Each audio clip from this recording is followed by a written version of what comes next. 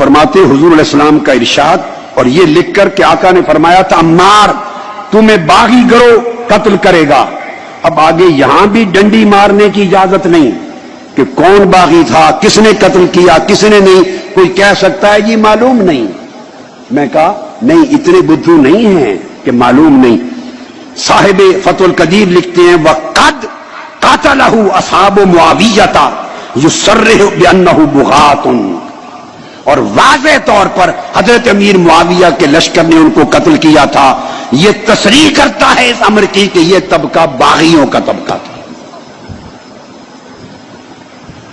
اس کے بعد دوسری مثال دیتے ہیں امام ابن الہمام فتح القدیر میں، پہلی حضرت امیر معاویہ رضی اللہ تعالیٰ عنہ کے دور کی، دوسری وَأَمَّا الْحَجَّاجِ فَحَالُهُ مَعْرُوفٌ، اس کا ظالم و جابر اور جائر ہونا معروف ہے۔ دوسری اس کی مثال دیتے ہیں کہ اس کے زمانے میں بھی تابعین میں سے اس نے جس کو جج مقرر کیا، جو اہل تھے انہوں نے منصب لے لیا۔ یہ فقہی مسئلہ بیان کر رہے ہیں، تفریع، کہ جج ہونا اگر مقرر کر دے سلطان جائر تو لوگوں کو انصاف کی فراہمی کا معاملہ انکار نہ کرے، وہ جائز ہے۔ تیسری دلیل یزید کی دیتے ہیں کہ اس کے دور میں بھی یزید ملعون تھا، بدبخت تھا، جہنمی تھا، بے ایمان تھا، لعنتی تھا، اور میں تو اس کو کافر کہتا ہوں، میرا فتویٰ کفر کا ہے، لعین تھا۔ اور کہتے ہیں مگر ایسے جائر کے زمانے میں بھی جن تابعین کو جج اور قاضی مقرر کیا، لوگوں کو انصاف کی فراہمی کی خاطر انہوں نے بھی قبول کیا منصب۔ اب آپ دیکھیں کیا مثالیں دی ہیں، یہ مثالیں میں نہیں دے رہا ہوں۔ پھر چوتھی مثال دی ہے صاحب فتح القدیر نے، وہ کہا ہے کہ اس کی مثال یوں بھی ہے جیسے بلاد مغرب میں غیر مسلموں کا قبضہ ہے مسلمان زمینوں پر، مسلم ممالک پر غیر مسلموں کا قبضہ ہے بلاد المغرب میں، مغرب کا جو موراکو وغیرہ کے بلاد میں، اور بلاد حبشہ میں، مگر وہاں مسلمان ہے ہی کوئی نہیں سلطان، لیکن لوگوں کے مسائل حل کرنے اور انصاف کی فراہمی کے لیے لوگ مل کر خود ہی اپنا کسی کو والی اور گورنر مقرر کر لیتے ہیں، خود ہی اپنا جج مقرر کر لیتے ہیں، خود بھی جمعہ اور عید کی نماز کے لیے امام مقرر کر لیتے ہیں۔ یہ تقرری بھی جائز ہے۔ وہ کہتے ہیں جس طرح یہ تقرریاں لوگوں کی ضروریات کو پورا کرنے کے لیے جائز ہیں، اس طرح ایسی تقرری ان کے دور میں بھی جائز ہے۔ میرا خیال ہے کوئی 2 سال کا بچہ ہوگا تو شاید اس کو سمجھنا آئے، شاید 3 سے 4 سال سے اوپر کی عمر کا بچہ بھی نہیں رہے گا جس کو سمجھنا آئے۔ اب یہی کتاب الہدایہ، اس کی ایک اور شرح ہے البنایہ، امام عینی کی، امام بدر الدین العینی، ان کی شرح البنایہ علی الہدایہ۔ اب اس کی عبارت لے لیں، وہ بھی یہی کہتے ہیں والحق کان بید علی رضی اللہ تعالی عنہ فی نوبتہ، اس ٹرم میں، اس باری میں حق مولا علی کے حق طرف تھا۔ یہ بیان کر کے آگے جملہ سن لیں، العنایہ، میں بڑا اہم جملہ بتا رہا ہوں شرح الہدایہ پر، فقہ حنفی کی مسلم کتاب، یہ امام عینی شارح بخاری بھی ہیں، عمدۃ القاری کے مصنف، اور یہ شارح ہدایہ بھی ہیں البنایہ۔ وہ لکھتے ہیں وَعِنْدَ أَهْلِ السُّنَّةِ، اہل سنت کا عقیدہ بیان کرتے ہیں، وَعِنْدَ أَهْلِ السُّنَّةِ مُعَاوِيَةُ رضی اللہ عنہ کان باغیًا فی نوبت علی رضی اللہ تعالیٰ عنہ، کہ مولا علی مرتضیٰ کے دور خلافت میں حضرت امیر معاویہ رضی اللہ تعالیٰ عنہ، ان کے لیے یہ لفظ بغاوت کا استعمال کیا۔ عبارتیں پڑھے ہوئے اور یہ کتابیں پڑھے ہوئے اور کچھ نہیں تو 40-45 برس گزر گئے۔ 1970 سے پہلے کتنا زمانہ ہو گیا؟ 48 سال ہو گئے جی، 48-50 سال گزر گئے، چونکہ 70 سال 2 سال پہلے پڑھی تھی۔ مجھے تو یہ کتابیں، یہ عبارتیں پڑھے 50 سال گزر گئے تھے، میں نے کبھی بیان نہیں کی، مگر اب میں نے دیکھا کہ امت میں فتنہ پیدا ہو رہا ہے، لوگوں کے عقیدے اور اہل بیت اطہار کے ساتھ نسبت، محبت اور مودت، اسے متزلزل کیا جا رہا ہے۔ میرا فرض تھا، میں نے جواب دہ ہونا ہے اپنے مولا اللہ کی بارگاہ میں، کہ میں وہ پردے اٹھاؤں غفلت کے، نادانی کے، اور لوگوں کو حق دکھاؤں۔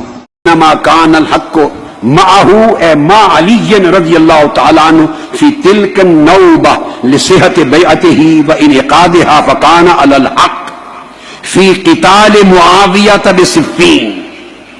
امام ابن الحمام لکھتے ہیں حق بغیر شک و شبہ کے مولا علی المرتضیٰ کی طرف تھا۔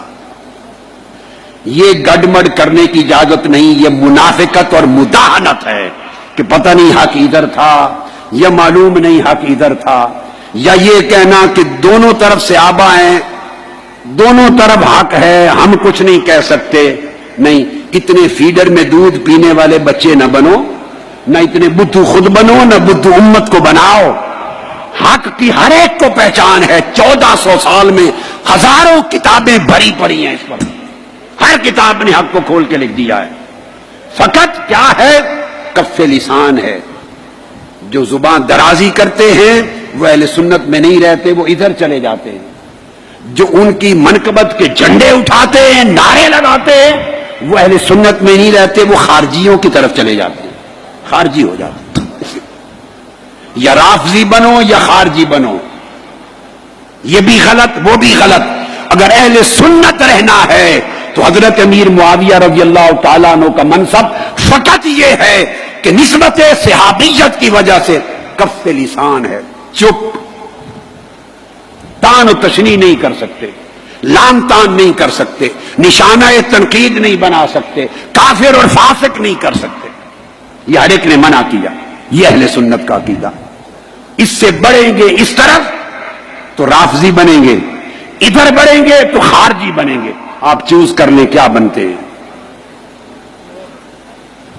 پھر آگے فرماتے ہیں کہ قتال صفین میں جب جنگ صفین ہو گئی تھی، بغیر شک و شبہ کے حق مولا علی المرتضیٰ کے ساتھ تھا۔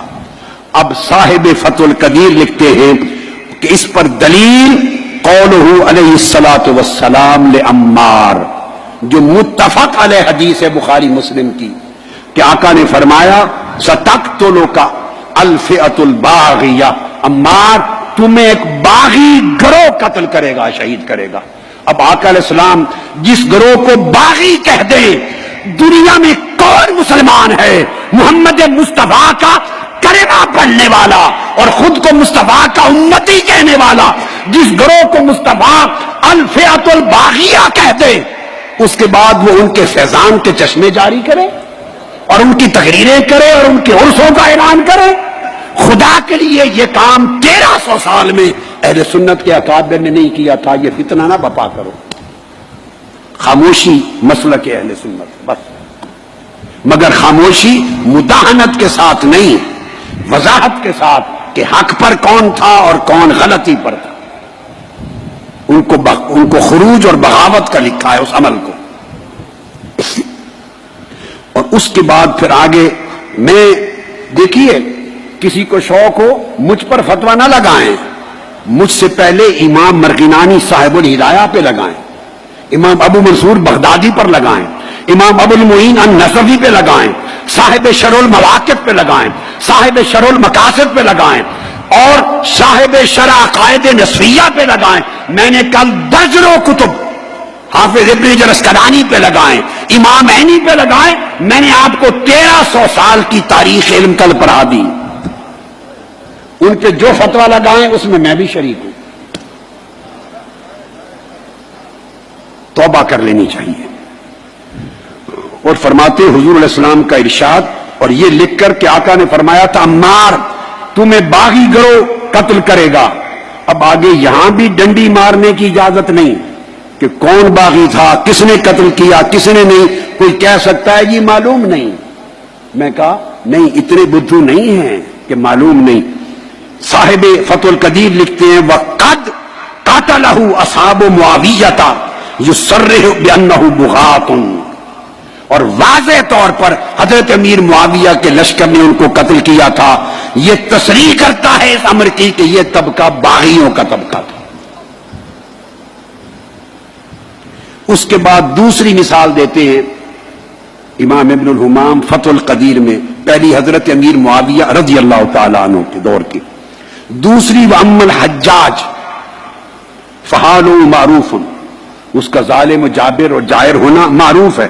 دوسری اس کی مثال دیتے ہیں کہ اس کے زمانے میں بھی تابعین میں سے اس نے جس کو جج مقرر کیا، جو اہل تھے انہوں نے منصب لے لیا. یہ فقہی مسئلہ بیان کر رہے ہیں، تفریع، کہ جج ہونا اگر مقرر کر دے سلطان جائر تو لوگوں کو انصاف کی فراہمی کا معاملہ انکار نہ کرے، وہ جائز ہے.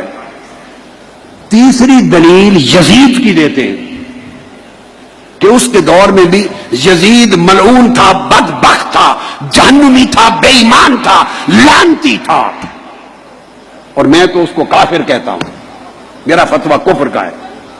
لعین تھا، اور کہتے ہیں مگر ایسے جائر کے زمانے میں بھی جن تابعین کو جج اور قاضی مقرر کیا، لوگوں کو انصاف کی فراہمی کی خاطر انہوں نے بھی قبول کیا منصب. اب آپ دیکھیں کیا مثالیں دی ہیں. یہ مثالیں میں نہیں دے رہا ہوں، منظر تھا جس کو صحابہ کرام نے دیکھا.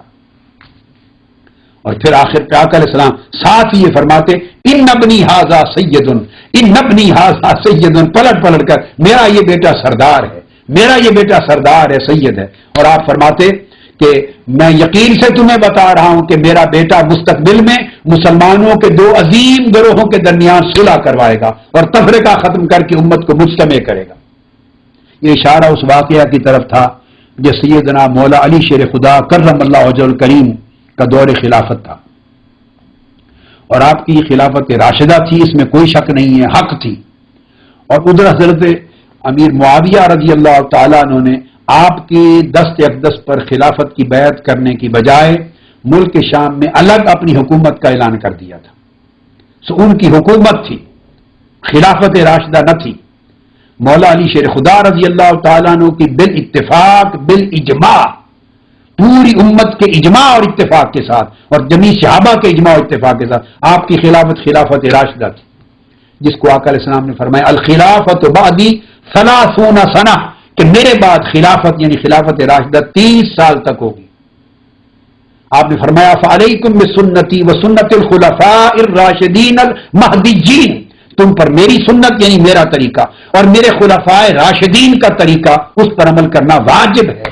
یہ جو خلفاء راشدین ہیں یہ سیدنا مولا علی شیر خدا رضی اللہ تعالیٰ عنہ تھے، اور آپ کی شہادت کے بعد 6 مہینے سیدنا امام حسن مجتبیٰ کے تھے. تو سیدنا مولا علی شیر خدا رضی اللہ تعالیٰ عنہ کے زمانے سے ہی حضرت امیر معاویہ رضی اللہ تعالیٰ عنہ نے ملک شام میں الگ حکومت کا اعلان کر دیا تھا، اور دو متوازی حکومتیں نہیں. اور پھر سیدنا علی شیر خدا کرم اللہ وجہ الکریم کے بعد اس میں خلافت میں نے کہہ دی کہ خلافت راشدہ یہ حق مولا علی شیر خدا رضی اللہ تعالیٰ عنہ ہی کا تھا. اور اہل سنت کا یہ عقیدہ ہے، ائمہ فقہ ہوں یا ائمہ عقیدہ، ان کا اجماع اس بات پر کہ سیدنا امیر معاویہ رضی اللہ تعالیٰ عنہ کو یہ اقدام اجتہادی غلطی پر مبنی تھا، وہ حق نہیں تھا. ہماری کتب میں متن کے اندر یہ آیا ہے، امام مرغینانی صاحب ہدایہ نے اور دیگر ائمہ عقیدہ نے، آپ عقیدہ کے ائمہ کی کتب اٹھا کے دیکھیے، فرماتے ہیں والحق کو کان بید علی رضی اللہ تعالیٰ عنہ، حق سیدنا علی شیر خدا کے ہاتھ میں تھا، حق آپ کی طرف تھا. اور بعض روایات بعض کتب میں متن میں یہاں تک آیا ہے کہ ان معاویہ رضی اللہ تعالیٰ عنہ قد بغا علی علی، اور ان کا اقدام آپ کے خلاف خروج تھا. مگر صحابی رسول صلی اللہ تعالی علیہ وآلہ وسلم ہونے کے ناطے ان پر لعنت اور ملامت کرنا حرام ہے، ان پر طعن و تنقید کرنا حرام ہے. خاموشی اور سکوت واجب ہے.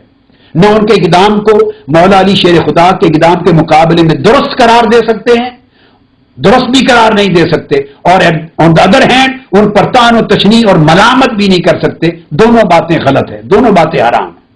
صحابی رسول کی وجہ سے ان کا معاملہ اللہ پہ چھوڑ کے سکوت اختیار کرتے ہیں، ادباً تعظیماً سکوت اختیار کرتے ہیں. یہ ایک ایسا فتنہ ہے کہ اس کے ذریعے اہل سنت میں خارجیت داخل ہو رہی ہے، اور میں آج آپ کو پیش بندی کرتے ہوئے بتا رہا ہوں اگر یہ فتنہ جاری رہا تو صدیوں کے بعد آپ دیکھیے یہ فتنہ گر لوگ اہل سنت کے عقیدے سے حب اہل بیت کو کلیتاً خارج کر دیں گے، یہ خارجی بن جائیں گے، یہ قوم کو خارجیت کی طرف لے جا رہے ہیں. ایسے ملاؤں سے پرہیز کریں. میں نے اپنی آنکھوں سے ٹی وی پر دیکھا ہے بعض ملاؤں کی تقریروں کو، خود دیکھا ہے کہ 10 محرم الحرام کی رات، 9 اور 10 محرم کی درمیانی رات، شہادت امام حسین والی رات کربلا معلی کی، اور یہ کوئی دوسرے مسلک کے لوگوں کی بات نہیں کر رہا، ان کی جو اعلیٰ حضرت مولانا شاہ احمد رضا خان رحمۃ اللہ علیہ کے ٹھیکیدار بنتے ہیں، ان کے نام کے پیروکار بنتے ہیں، ہمارے اوپر فتوے لگاتے ہیں، چیختے ہیں، گلے پھاڑتے ہیں، خائن بددیانت لوگ، شر پسند اور فتنہ گر شیطان لوگ، خود کو اہل سنت کہلانے والے۔ میں نے اپنی آنکھوں سے دیکھا کہ 10 محرم الحرام کی رات وہ خطاب کر رہے ہیں پورا حضرت امیر معاویہ رضی اللہ تعالیٰ عنہ کی شان پر۔ ایسے لوگوں کو شرم آنی چاہیے اور ڈوب کے مر جانا چاہیے۔ یہ بغض رکھنے والے اہل بیت کے، یہ ہرگز سنی نہیں ہے، یہ دشمنان اہل بیت ہیں۔ رات 10 محرم الحرام کی آپ نے حضرت امیر معاویہ رضی اللہ تعالیٰ عنہ کی شان میں ان کے مناقب میں تقریر کرنی ہے تو ان کی ولادت کا دن تلاش کریں، وفات کا دن تلاش کریں، اس دن ان کا عرس منائیں اور مناقب بیان کر لیں۔ شہادت امام حسین کی ہو اور مناقب امیر معاویہ رضی اللہ تعالیٰ عنہ کے بیان کریں، یہ تمہارے اندر چھپا ہوا بغض بول رہا ہے، اہل بیت کی دشمنی بول رہی ہے۔ یہ لوگ یہ بھیڑیے اہل سنت میں گھس گئے ہیں اور دنداتے پھرتے ہیں، تو اس یہ عقیدہ سیاح کو بھی برباد کریں گے، میں متنبع کرتا ہوں۔ اور یہی وہ لوگ ہیں جو ہمارے اوپر فتوے لگاتے ہیں اور منہاج القرآن کے خلاف 24 گھنٹے مہم گیری کرتے ہیں۔